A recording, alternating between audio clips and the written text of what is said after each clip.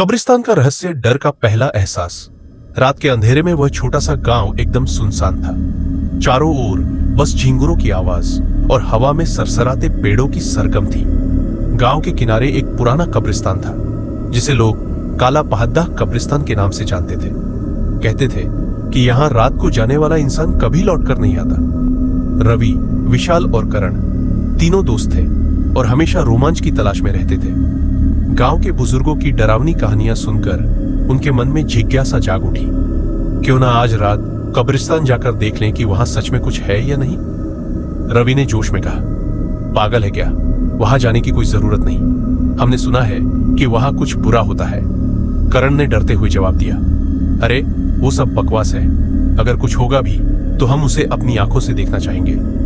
विशाल ने हंसते हुए कहा। आखिरकार काफी बहस के बाद तीनों रात 12 बजे कब्रिस्तान जाने के लिए तैयार हो गए। उनके पास एक टॉर्च और एक पुराना कैमरा था। घड़ी की सुइयां ठीक 12 बजा रही थी जब वे तीनों कब्रिस्तान के विशाल काले गेट के सामने खड़े थे। गेट जंग लगा हुआ था और हवा के झोंकों से धीरे धीरे हिल रहा था, मानो उन्हें बुला रहा हो। चलो अंदर चलते हैं, विशाल ने धीरे से कहा और गेट खोल दिया। अंदर कदम रखते ही एक अजीब सा ठंडा झोंका उनके शरीर से टकराया। चारों ओर टूटी फूटी कब्रें थी जिन पर नाम धुंधले हो चुके थे। कई कब्रों पर काले गुलाब रखे थे जो यहाँ की अजीब ऊर्जा को और भी डरावना बना रहे थे। रवि ने कैमरा ऑन किया और इधर उधर रिकॉर्डिंग करने लगा। तभी करण ने धीरे से कहा, यहाँ कुछ अजीब महक आ रही है। हवा में एक अजीब सी गंध है, मानो कोई जली हुई चीज हो। विशाल ने भी महसूस किया। वे तीनों आगे बढ़े और तभी खर्र खर्र पास की एक झाड़ी में कोई हलचल हुई। तीनों ने डर के मारे उधर टॉर्च चमकाई, लेकिन वहां कुछ नहीं था। जैसे ही वे आगे बढ़े उन्हें एक पुराना मकबरा दिखाई दिया। वह बाकी कब्रों से अलग था, बिल्कुल काला और बेहद डरावना। उस पर किसी का नाम नहीं लिखा था, बस एक अजीब सा प्रतीक बना था। यह मकबरा बाकी कब्रों से अलग क्यों है? रवि ने सवाल किया। चलो देखते हैं, विशाल ने आगे बढ़ते हुए कहा। जैसे ही उन्होंने मकबरे का दरवाजा खोला, एक ठंडी हवा का झोंका आया और उनकी टॉर्च की रोशनी अचानक बुझ गई। क्या हुआ? करण घबराकर बोला। मुझे नहीं पता, लेकिन कुछ गड़बड़ है, विशाल ने कपकपाते हुए कहा।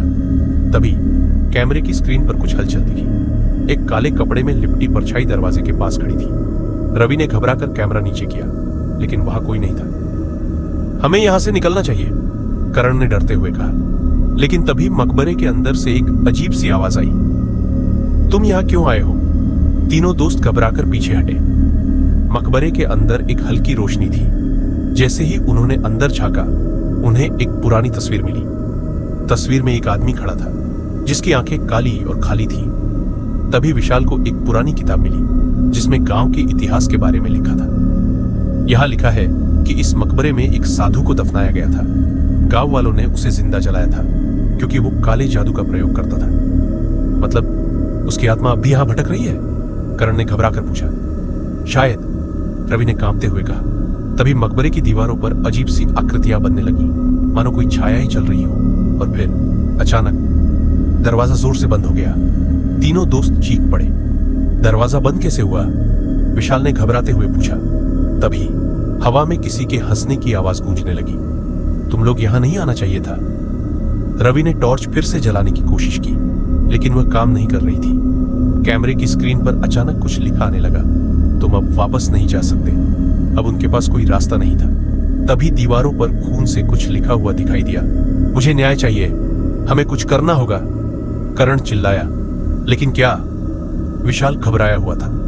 रवि ने किताब को फिर से पढ़ा और उसमें लिखा था कि अगर वे कब्रिस्तान छोड़कर भागेंगे तो आत्मा उनका पीछा करेगी। उन्हें यहीं पर किसी तरह इस आत्मा को शांत करना होगा। रवि ने झट से किताब उठाई और उसमें दिए गए श्लोक पढ़ने लगा। कमरे में अचानक कंपकंपी मच गई। हवा तेज हो गई और छत से धूल गिरने लगी।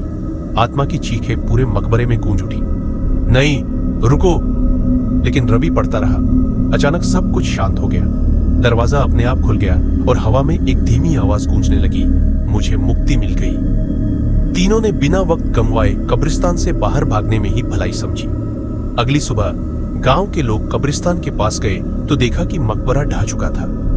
रवि, विशाल और करण अब भी सदमे में थे, लेकिन जब उन्होंने कैमरे को प्ले किया तो देखा कि आखिरी फुटेज में एक पर्ची अब भी उनकी तरफ देख रही थी। अंत या एक नई शुरुआत?